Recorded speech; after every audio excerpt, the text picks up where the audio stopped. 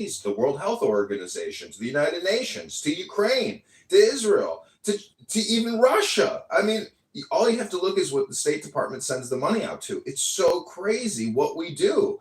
We literally go to work every day to send our money overseas to foreign governments and NGOs. I mean, taxpayers should literally be revolting right now at every IRS and Federal Reserve and congressional office there is. We have been getting scammed and fucked hard 25 years.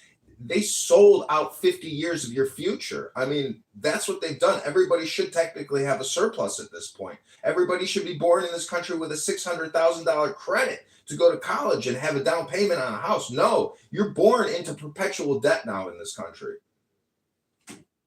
I mean, with the foreign, with US aid and all those other things, I don't know, this is just a conversation topic, but is there any arguments to be made about the footprint, the foreign policy footprint that we have, and essentially what we're doing now is shrinking our footprint, right? And that obviously means that other world powers are going to step in, be it China or Russia or whatever, right? So was there just no value in those things and they were mistaken, or is this truly just a correction of something that... Why is China going to start footing the bills? Why is Russia going to start? Nobody wants to foot other countries' bills. These were bribes. These were payoffs. Okay. I mean, I know that China's investing heavily in Africa, for example. I know that there's other third world countries that are going to be... If the United States is not providing aid to these countries, just basically take it that China or Russia is going to step in, whatever form that is. Now, it could be a good thing, and we can say, hey, that's not our taxpayers' problem. At the same time, though, that there is a growing influence outside of America with that. So, if it's a calculated, hey, we're cool with it, but just keeping that in mind. I know, but paying for DEI weather climate change testing in Nigeria is not a priority of taxpayers in any city in the country. I mean, it's again what we were spending the money on. We weren't building some heavy shipping container in the west coast of Africa that we owned and operate, or rebuilding some type of new Panama Canal. I mean, these are terrible investments. You got to look at the ROI and the cost benefits analysis. The Democrats were doing funding fake education nonstop. All this DEI bullshit is education business. It's a scam. It's a fraud. It's theft. I mean, there are no arrests. One person has been arrested, some federal judge who obstructed some Venezuelans' deportation. That's it. We want arrests for fraud, for waste and abuse. I mean, Doge has uncovered supposedly $650 billion in waste.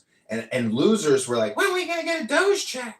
You think you're going to get some $5,000 check from the government? No, just cut the income tax. Get rid of the IRS. Open America up for business on a way that has never been seen before. Build a super city here. Build a new city in Colorado, a new city in California, a new city in Illinois, a new city in Georgia. I mean, open the country up in the way that Dubai, Saudi Arabia, Abu Dhabi does business. They are open for business. This country is run by clown people, and you know it, I know it.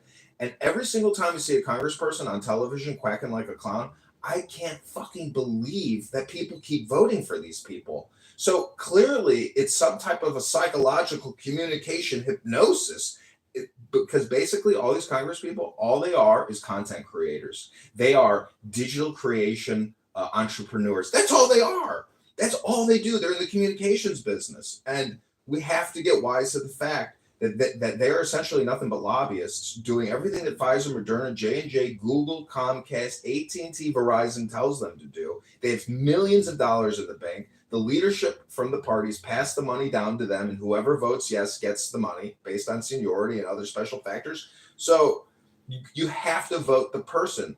People don't like Thomas Massie right now because he's voting no on the big, beautiful bill. But you have to vote for people like Thomas Massie. The money has to be, if we're going to create fake money, we have to spend it efficiently. And I think everybody has to agree with that.